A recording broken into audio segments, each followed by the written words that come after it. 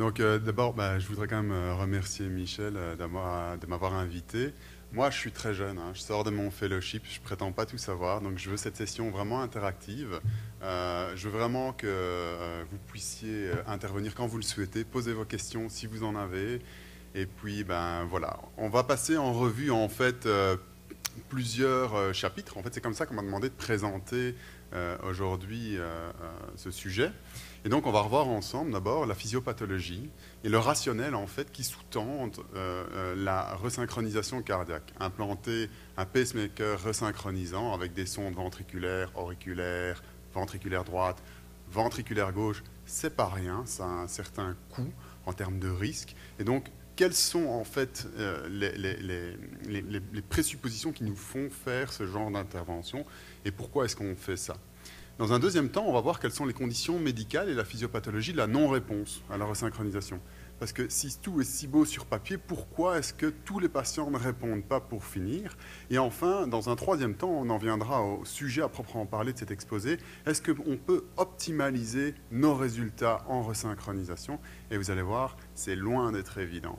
Alors, quand on parle de physiopathologie du rationnel, de la resynchronisation cardiaque, eh bien, je voudrais d'abord vous rappeler qu'un tiers des patients qui ont une insuffisance cardiaque ou qui vont développer une insuffisance cardiaque vont présenter en fait des délais de conduction intraventriculaire qui vont amener en fait le ventricule gauche à se contracter de façon discoordonnée. Waouh, ça fait une sacrée phrase, c'est un peu long. En fait, ce que ça veut dire, c'est que simplement la conduction au sein du système électrique cardiaque va se faire de façon discoordonnée et la contraction ne va plus se faire de façon homogène. Je vais vous montrer un exemple juste après. En fait, tout cela conduit à une cascade d'événements et de conséquences, à commencer par une diminution de l'efficience de la fonction de pompe cardiaque, une diminution donc du phénomène de relaxation ventriculaire et des pressions de remplissage qui vont se majorer, une susceptibilité accrue au phénomène d'arythmie, une altération dans l'expression des protéines et dans l'activité de certaines protéines, et in fine, un remodeling maladaptatif. Au final, et ça c'est mon opinion, c'est que tout ça, ça conduit en fait à une forme d'insuffisance cardiaque qui est complexe mais unique. Et on devrait parler, à mon sens, d'insuffisance cardiaque dysynchrone au même titre que d'insuffisance cardiaque ischémique ou valvulaire ou peut-être post-virale. En sachant que cette forme d'insuffisance cardiaque peut s'ajouter aux autres que je viens de vous citer. Et elle peut même être triguée par ces autres formes d'insuffisance cardiaque. Alors voici un exemple d'une patiente que j'ai eu l'occasion de traiter d'ailleurs et qui présente un asynchronisme marqué. Ici, c'est une image en résonance magnétique. Je trouve que c'est parfois plus facile à lire qu'une échographie. Et vous voyez que dans un premier temps, voilà, ça commence ici, la systole, il y a une contraction septale et dans un deuxième temps, une contraction latérale. Le mouvement est expressément ralenti pour que vous puissiez visualiser cette contraction dysynchrone. Je sais qu'ici, il y a des médecins, il y a des infirmières. Les médecins comprendront ça très bien, c'est très facile, mais comme ça, les infirmières se mettent une image en tête. Vous voyez ici, bon, c'est du strain, c'est-à-dire c'est du déplacement dans le temps des parois. Vous voyez que la paroi en early systole ici se contracte vers le bas, puis vers le haut, et à l'inverse sur la paroi latérale. Donc, au total, le travail cardiaque est altéré. Et ça conduit à une diminution de l'élévation des pressions dans le ventricule gauche de l'ordre de 20%, c'est la DPDT, on mesure ça comme ça, une diminution du travail cardiaque de l'ordre de 10 à 15%, et en plus, le ventricule droit, ici, il se contracte de façon précoce par rapport au ventricule gauche, et donc quand le ventricule gauche, la paroi latérale du ventricule gauche plus exactement se contracte, le ventricule droit, il est déjà en train de se relâcher, et donc le septum va littéralement aller de l'autre côté. Bref, ce n'est pas du tout efficient. Alors, non seulement il y a une altération au niveau du travail cardiaque, mais en plus de ça, le pilier ici qui sous-tend la valve mitrale, qui est le pilier postérolatéral, il se contracte avec un certain délai par rapport au pilier antéromédian qui est de l'autre côté et que vous ne voyez pas ici. Il y a une diminution des forces de fermeture de la valve mitrale, et tout ça conduit à l'apparition d'une insuffisance mitrale fonctionnelle, qui elle-même contribue à une diminution de ce qu'on appelle le forward stroke volume, donc le volume éjecté en avant dans l'aorte. Il y a du sang qui part du mauvais côté. Alors, tout ça, ça s'associe à des anomalies de relaxation. La dysynchronie, elle n'est pas uniquement systolique, elle est aussi diastolique. Et ça a bien été montré quand vous avez une dysynchronie systolique, vous en avez également une diastolique, et ça s'accompagne d'une augmentation, d'une prolongation du temps de la constante de relaxation au taux. Bref, je ne vais pas rentrer dans les détails, mais retenez en tête que les pressions de remplissage vont s'élever avec le temps. Tout ça conduit à une diminution de l'efficience de la pompe cardiaque. Et ça se traduit ici sur les courbes de pression-volume par un shift vers la droite, une augmentation de la courbe de pression-volume, une augmentation du volume télésystolique, une diminution du travail cardiaque qui est représentée ici par l'air en fait inscrite dans la courbe pression-volume. Et ici c'est un peu plus compliqué à vous expliquer, mais ces deux figures ici vous représentent en fait le strain, donc le déplacement de la paroi sur le stress de la paroi, donc la tension qui existe dans la paroi, au sein des parois qui se contractent de façon précoce et tardive. Donc la paroi septale, littéralement, et la paroi latérale, si on veut faire simple. Et ce que vous voyez, c'est qu'en fait, la paroi septale, elle se contracte à vide. Il n'y a aucun travail qui est fourni. Le travail, il est représenté par l'air ici. Hein. Et la paroi latérale, à l'inverse, elle se contracte avec un maximum de précharge, un maximum de tension dans la paroi, un maximum de stress. Elle doit effectuer un travail gigantesque. Donc, le cœur fonctionne, si vous voulez, de façon déséquilibrée. La paroi septale, elle travaille à vide, la paroi latérale est obligée de pousser contre un mur. Alors, tout ça, ça se traduit en fait par une diminution du stroke volume et également par une consommation d'oxygène qui, elle, ne varie relativement peu. Les conséquences sont également biochimiques. À terme, il y a un remodelage de l'expression des protéines au sein de ce myocarde. Et ça va se traduire par une modification de l'expression des protéines qui interviennent dans la contractilité, une modification des protéines qui interviennent dans la mort cellulaire programmée, et également une modification des protéines qui interviennent dans la croissance et le développement de l'hypertrophie ventriculaire gauche. Donc, tout ça va aboutir à terme à une altération de la microcirculation qui va être réorganisée, ce qu'on appelle du myofibrillar disarray, autrement dit la cytoarchitectonie, les cellules cardiaques ne vont plus se mettre l'une bien parallèle à l'autre, elles vont être désagencées, elles vont fonctionner moins bien. Ça va aboutir à de l'hypertrophie et in fine à une dilatation ventriculaire gauche. Waouh! En plus de ça, et ça c'est mon petit côté électrophysiologiste, je vais faire extrêmement rapide là-dessus, il y a des phénomènes de conduction qui sont perturbés, et ça, associé à un remodelage de certains canaux ioniques, ça induit des arythmies. Et donc ces gens-là meurent d'arythmies, ils font plus facilement des tachycardies ventriculaires par réentrée, des choses comme ça. Bref, vous l'avez compris, c'est pas bon d'être dysynchrone.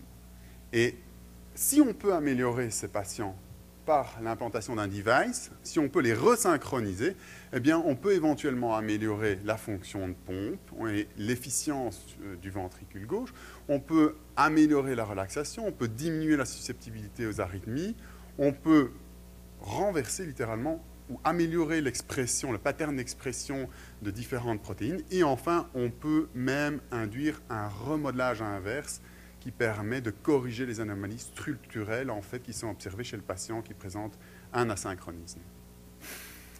Ça, c'est des images assez connues. C'est l'effet immédiat d'un patient chez qui on a implanté une CRT et qui est répondeur. Vous voyez ici, on a le DPDT, on a la pression aortique, on a la pression ventriculaire gauche et on a le CG ici. On tourne la CRT à on et immédiatement, on augmente la DPDT, on augmente la pression aortique, on augmente la pression intraventriculaire gauche. L'effet est immédiat, c'est on-off, c'est comme quand vous rentrez dans une pièce, on-off, c'est comme ça. Ça se traduit également au niveau des courbes pression-volume avec une réduction immédiate, instantanée, du volume télésystolique, et donc une majoration du stroke volume.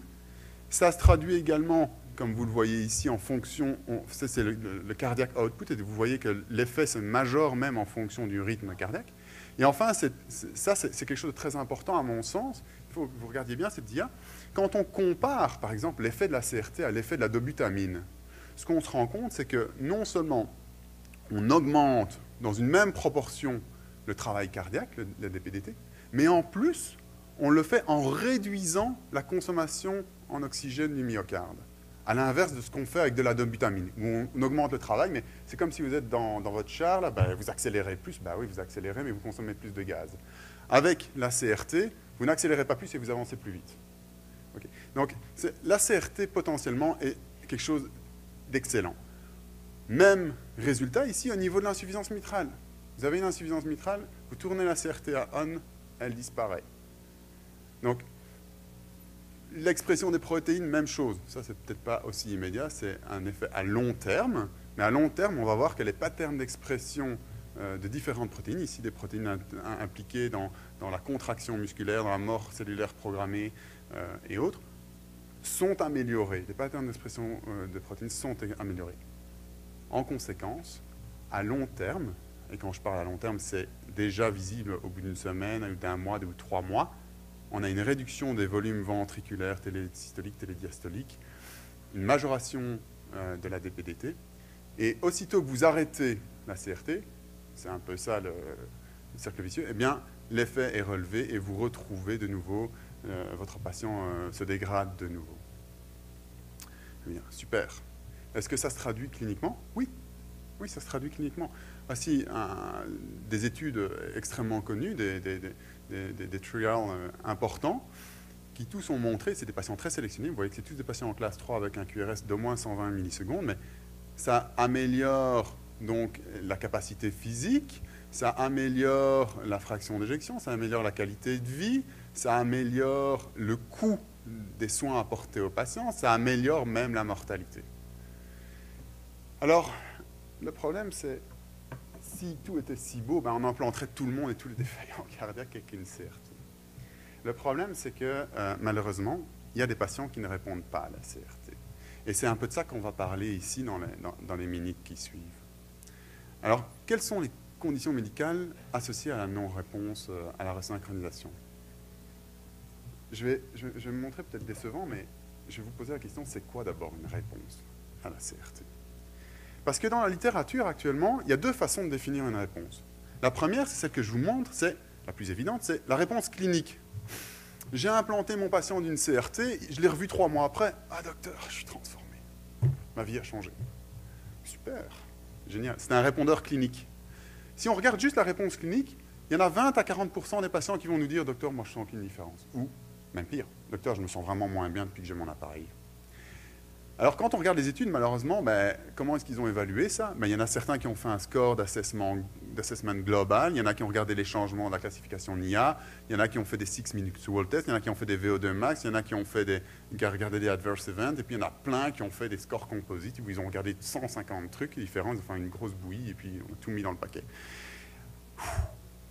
On ne sait pas ce qui est le plus important dans tout ça, là, pour finir. Alors, en plus, le problème, c'est que si c'est relevant d'un point de vue clinique, mais c'est affecté par un effet placebo. Et par exemple, je vous cite juste une étude importante, l'étude Miracle. Dans Miracle, 39% des patients qui étaient dans le groupe contrôle étaient des répondeurs. Ouais, c'est un peu problématique. Alors, la solution, c'est facile. On va aller voir avec l'écho, on va aller voir avec des techniques. Qu'est-ce qui se passe au niveau volumétrique? Est-ce que le cœur s'objective, est-ce qu'on a une amélioration objective? Et quand on fait ça, on observe que 30 à 50% des patients en fait, sont non-répondeurs. C'est-à-dire qu'il y a un peu plus de non-répondeurs qu'au niveau clinique. Mais de nouveau, le problème, c'est que chacun a fait un peu à sa sauce. Donc il y en a qui ont dit, moi je regarde le volume télésystolique, moi le volume télédiastolique, moi la fraction d'éjection, moi le stroke volume, la DPDT, le degré d'insuffisance mitrale. L'intérêt, c'est qu'évidemment, là, il n'y a pas d'effet placebo. C'est une mesure, c'est une mesure indépendante. Le problème, c'est que ce n'est pas parce que vous améliorez votre fraction d'éjection de 3% que, automatiquement, cliniquement, vous vous sentez mieux. Hein? Alors, je vais rendre les choses encore un peu plus compliquées. Ça, si vous avez le temps et si vous êtes passionné par le sujet, vous irez lire. C'est Fornant, c'est dans Circulation cette année. C'est très, très bon. Ce qu'il a fait, c'est qu'il a comparé les 26 études les plus publiées et les plus citées dans le domaine de la CRT. Et il a regardé, dans le fond, quels étaient les critères de réponse cliniques et volumétriques. Et ensuite, il les a matchés. Il a matché tous les patients. Il a dit, dans le fond, est-ce qu'il y a un agrément là? Lui, il a dit que ça, c'était un patient répondeur. Lui, il a dit que ça, c'était un patient non répondeur. Et en fait, à chaque fois qu'il met un carré rouge, ça veut dire qu'il n'y a aucune correspondance. Il n'y a aucun agrément. Chaque fois qu'il met un carré jaune, il a dit, c'est by chance. Et à chaque fois que c'est vert, en fait, il a dit, ouais, ça, c'est bon.